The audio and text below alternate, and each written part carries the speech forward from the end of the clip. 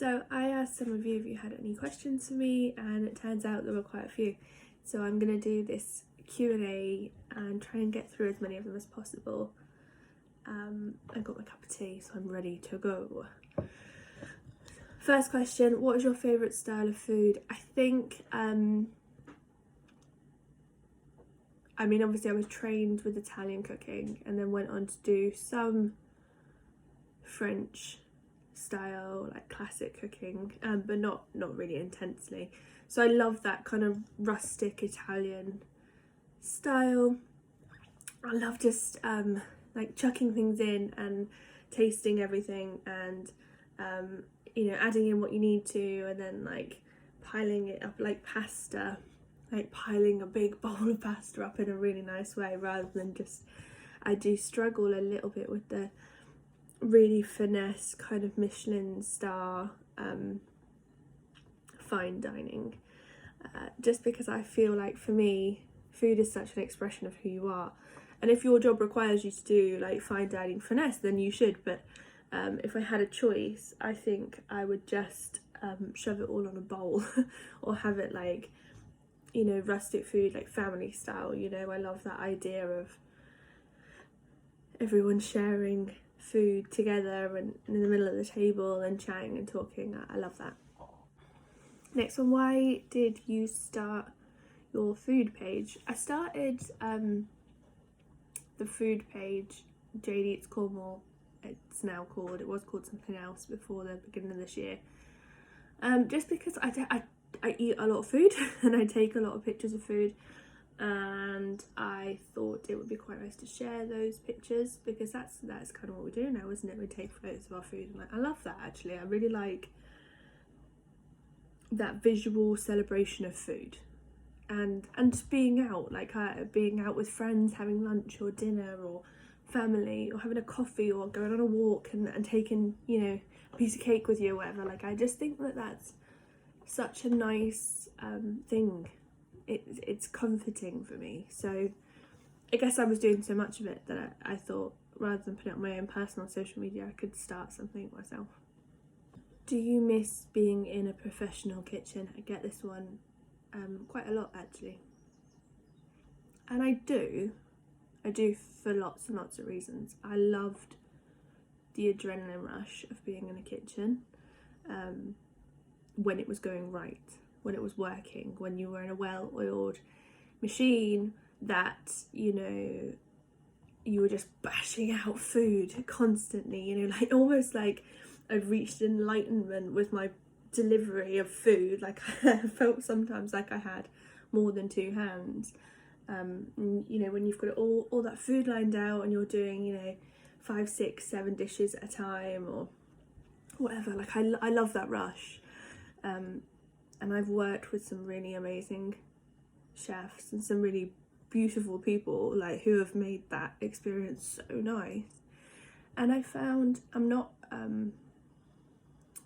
like the most creative person. Like, I'm not very arty, I'm not great at craft or anything like that, but I found cooking to be a really easy way to express creativity, by being like, here's some ingredients from scratch and turn it into a meal or a recipe or something that people really love. Like, they enjoy. You sit and you watch them. I really enjoyed working in open kitchens, because you could see people enjoying your food, and there's something very special about that. It's one of the reasons why people do it, and so I do miss those really good elements to it. But unfortunately there is some bad elements to it. You get a lot of chefs really burnt out, a lot of chefs really stressed. There's a huge amount of addiction in hospitality. There's a huge amount of mental health issues in hospitality, which I don't think are represented and addressed enough. And I think that's where you get this toxic environment of, you can't take a sick day, or you can't try and have a work-life balance, or you can't have fun, you can't can't be happy sometimes, it feels like, because you know, your life is about this job, your life is about getting this food out, and unfortunately that is kind of there in some aspects, you know. For me personally, I used to find that I would work a lot of hours in a shorter amount of time. So I would do part-time chefing, which is essentially, you know, 3 14-hour days instead of 7 or 6 14-hour days, and being called a part-timer and being called a snacker and being told that that's not good enough. And so I think that the pressure and the stress on chefs and front of house and everyone in hospitality is very disproportionate to the actual job, because people do love those moments, and they do love sharing food, and they do like going out for meals, and they do like having those special occasions. You know, you think about big days like Christmas, Mother's Day, Father's Day, New Year's, birthdays. A lot of those days are celebrated by going out and having food, and that's great. There are special days, and we want them to be as special as possible for ourselves or whoever else, but sometimes that turns into, the best way to put it is, sometimes it's just, you've got to remember that there are people behind the scenes making that happen for you, and so that's a lot of pressure on them, and that pressure trickles down, you know, from the customer to the head chef, to the sous chef, to the commis, to the pot wash, like that it trickles down. And one of the things that I didn't like at all was that when you got that, like, a bad customer or someone who just wasn't nice, like, there's a lot of abuse for people in hospitality that is not okay. It's not okay, like, whether it's internal from, you know, the hierarchy of where you're working, or whether it's external from a customer, you seem to get a good old drilling if something goes wrong, you know. Someone once said to me, and actually a couple of people have said to me whilst working in my short time in kitchen, you know, we're not saving lives, it's not the end of the world. And yet the pressure is so like that sometimes. Like, you know, if you don't get this next table out within the next 2 minutes, you're going to get screamed at, or the customer's going to complain, or someone's going to lose money, or something, you know.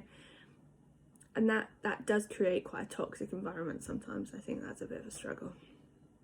So I don't miss that, but I do miss the adrenaline rush and the fun and the creativity in kitchens when it's going right. Yeah, that's lovely. And I miss some of the chefs that I've worked with before, because as I say, chefs are a funny breed.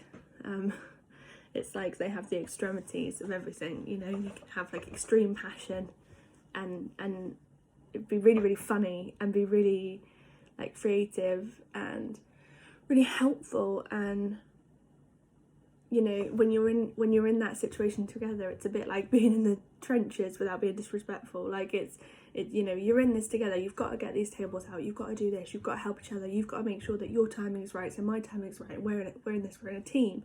And I love that, but they also can be very angry and stressed and extremely the other way. So yeah, donuts are cake. You know, it used to be cake, but I feel like I've said this before on my page, that 2021 is the year of donuts, because I have had some incredible donuts this year. I know it's only March, but incredible donuts.